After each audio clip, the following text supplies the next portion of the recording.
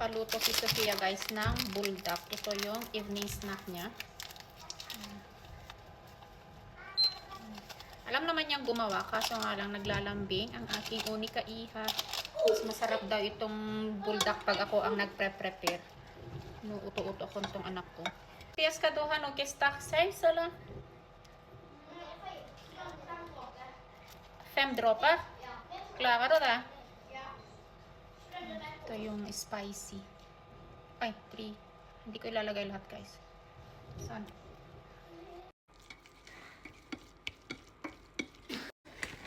Kasi nadagdan ko siya ng maraming cheese.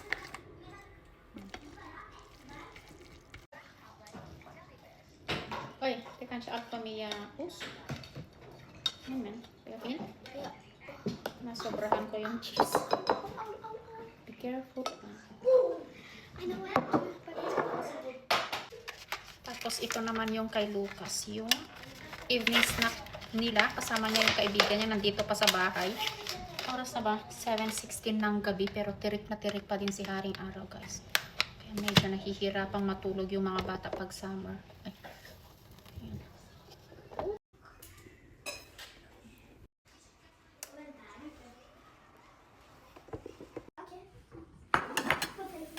So, ano ka to kay Spisa Quells, ma?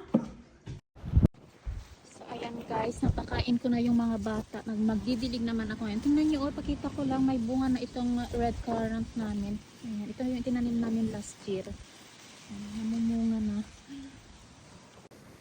Tapos yung mga strawberries na tinatangay na ng hangin, ayan, namumulaklak na.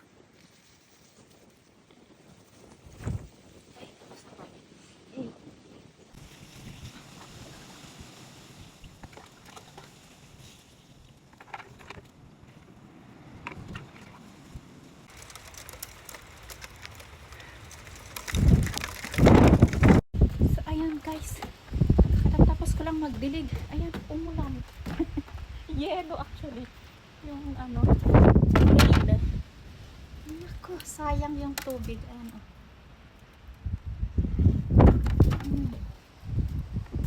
Dilim ng kalagatan. Wrong timing.